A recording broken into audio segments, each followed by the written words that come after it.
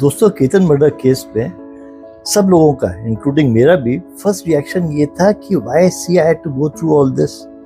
वो आराम से अपने पेरेंट्स से कह देती है या केतन से कह देती कि भाई I don't want to get married and matter was over. Murder करने की क्या जरूरत थी। पर फिर मुझे सिया के एडवोकेट की बात सुन के लगा कि वाकई मर्डर करना ज्यादा आसान है हिंदुस्तान में। First question to you, has your client Sia Goyal, who is accused of murdering her fiancé, has she confessed to the crime, Ashutosh? See, first of all, this is what, being your hearsay from the police, the investigating agency. But we know that Section 23 of BSA and the Section 25 of Indian Evidence Act, the previous law, says that if there is any confession also by any of the accused during detention, it cannot be taken as evidence. It is non-admissible evidence in the eyes of law. क्योंकि अब advocate का कहना ये है कि भाई वहाँ कोई विटनेस तो था नहीं एंड सिया ने जो कन्फेशन किया है दैट एज पर लॉ वो तो एडमिसिबल नहीं है। तो now the advocate will make this case go on for years and हमारे जजेस तो कंप्लायबल हैं।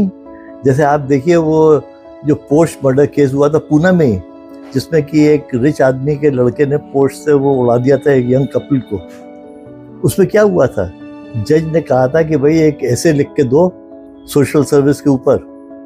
अगर यहाँ भी कोई अच्छा धुरंधर जज मिल जाएगा तो वो सिया को बोलेगा भाई एक ट्रैकिंग के ऊपर एक ऐसे लिख के दो कि ट्रैक कैसे करना चाहिए। I mean judiciary in our country is a joke.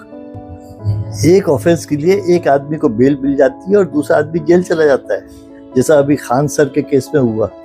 तो you show me the man, I will show you the law.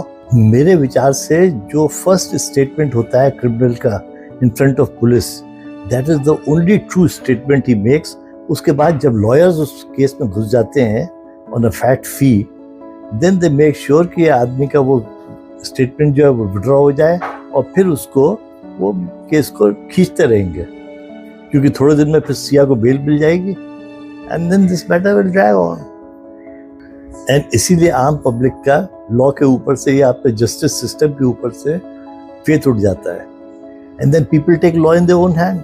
और फिर सब कहते हैं ये क्या हो रहा है, देश में एनार्की हो रही है। तो अब हमारे पास दो इंटरेस्टिंग केसेस हैं, एक तो सिया मर्डर केस और दूसरा राम मंदिर में दान चोरी का केस। देखें दोनों केस कैसे चलते हैं और कैसे क्रिमिनल्स बेल पे बाहर आते हैं। अभी राम राज में बहुत कुछ देखना बाकी है।